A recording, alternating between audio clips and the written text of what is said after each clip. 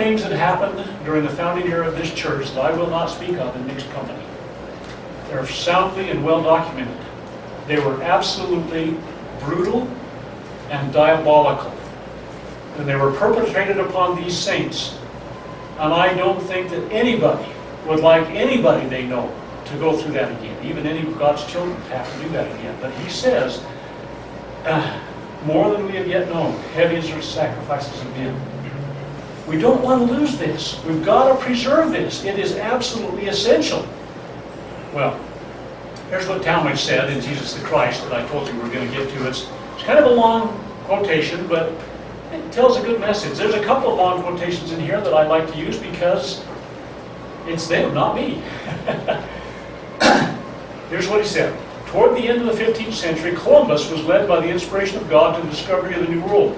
In due time, the good ships Mayflower and Speedwell brought to the western land the Pilgrim Fathers as the vanguard of a host escaping from exile and seeking a new home wherein they could worship according to the dictates of their conscience. The coming of Columbus and the later immigration of the Puritan Pilgrims had been predicted nearly 600 years before Christ. We saw that in the 13th chapter of 1 Nephi, didn't we? Their respective missions had been as truly appointed unto them as has been the sending of any prophet with a message to deliver and a work to do. The war between the American colonies and the mother country and the victorious issue thereof in the emancipation of the American nation once and forever from monarchical rule had been foretold as further steps in the preparation for the restoration of the gospel.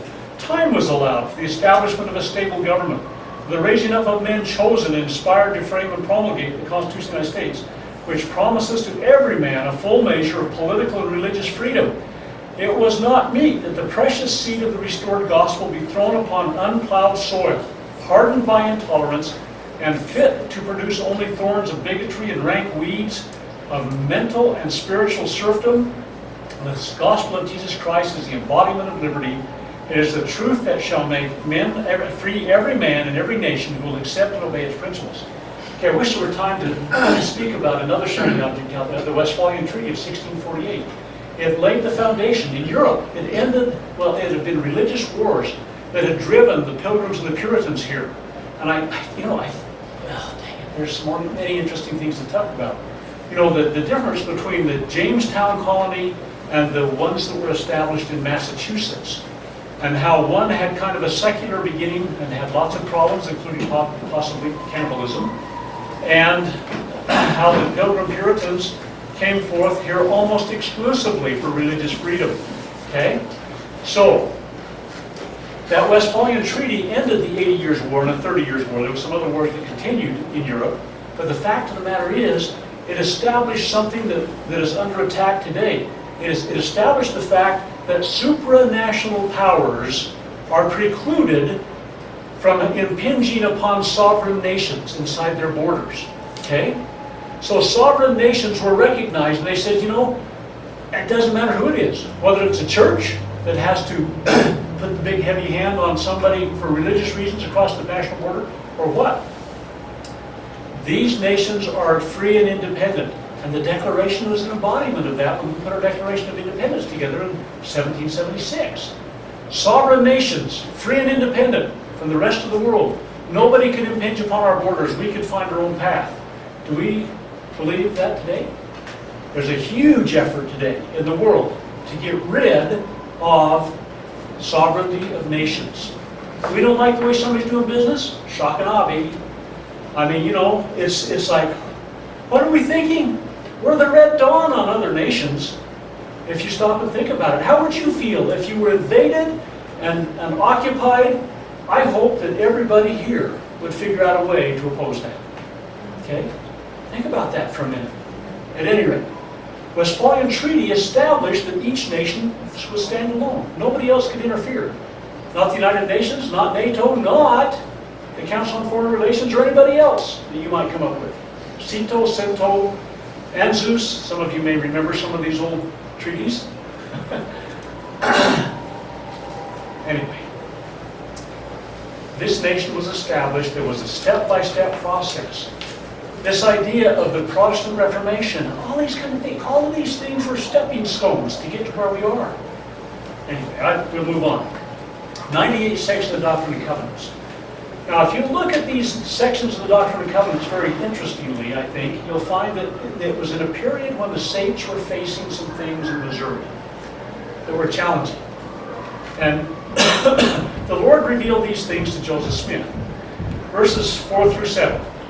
And now verily I say unto you concerning the laws of the land, it is my will that my people should observe and do all things whatsoever I command them. Why? He wrote them. Okay, guys, we understand that. We'll understand that better in a minute. And that law of the land, which is constitutional, supporting that principle of freedom and maintaining rights and privileges, belongs to all mankind and is justifiable before me. The saints were having problems in Missouri, in part at least, because most of them were against slavery.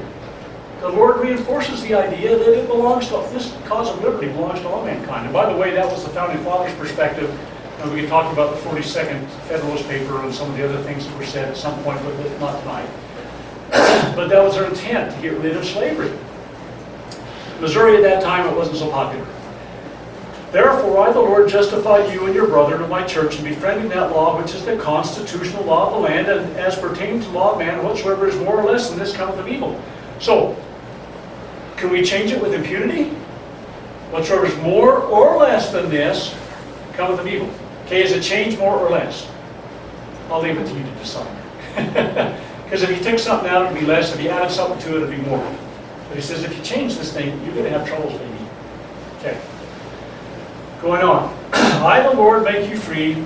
Therefore ye are free indeed, and the law also maketh you free. Nevertheless, when the wicked rule, the people mourn. Oh, have you ever noticed that? Yeah, I guess we do. Wherefore, honest men, now listen to this. He says, honest, wise, and good. Doesn't he? He says wise twice in here. You heard what Ezra Taft Benson said a little while earlier in that little video that was playing. The Founding Fathers were wise men. Okay, is it wise to follow the Lord's plan? Yes, absolutely. Okay, so if the Lord wrote the Constitution, set it up, and did all that kind of stuff, see, if you've read Machiavelli and The Prince, which most Americans have never even heard of, let alone read anymore, but you don't have to because you can read about Malachi in the Book of Mormon, okay? He was Machiavellian in the way they talk about the prince and how you seek, obtain, and then begin to abuse power. He was sneaky. He was ostensibly kind of a fine, upstanding guy. Whoever loved the king, let's go after those guys that killed him. Huh? It was the king's servants that ran away, right? He goes in and tells the queen, man, I brought the guys with me that saw his servants kill him.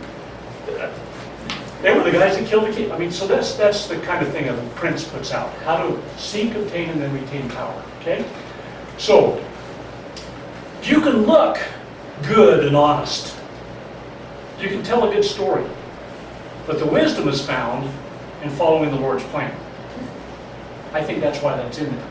Because he'll talk in the 101st section here in a minute about the wise men that he raised up for this very purpose. So we follow the plan the Lord established. Okay? So anyway. Wherefore, honest men and wise men should be sought for diligently, and good men and wise men ye should observe to uphold. Otherwise, whatsoever is less than these cometh of evil. So even if you appear good and honest, sometimes we don't know all the backstory on most of these people. The wisdom is finding them following the program the Lord established. Okay, and I give unto you a commandment that ye shall forsake all evil and cleave unto all good, that ye shall live by every word that which proceedeth forth out of the mouth of God. Live by every word that proceedeth forth out of the mouth of God. Now, that's a wise counsel. It's absolutely wise, and I can bear personal testimony to that at great length, but I won't right now. But the fact of the matter is, that statement is found in other places in the Scriptures, including right after the oath and covenant of the priesthood. Okay? So, God sets up this oath and covenant of the priesthood that says we're supposed to live by every word that proceeds forth out of the mouth of God. He sets up and endorses the Constitution. He says we're supposed to live by every word that proceeds forth out of the mouth of God. I think there's a message there, folks, for any that are willing to listen. Okay. Going to the 101st section, we've referred to a couple of times. Verse 77 to begin with. According to the laws and constitution of the people, which I have suffered to be established, and should be maintained for the rights and protection of all flesh, according to just and holy principles, that every man may act in doctrine and principle pertaining to futurity, according to the moral agency which I have given unto him. There's that agency thing coming up again, 4th chapter of Moses. That every man may be accountable for his own sins in the day of judgment. By the way, go back and look at the 29th chapter of Mosiah. That was the thing. When Mosiah was establishing this constitutional republic,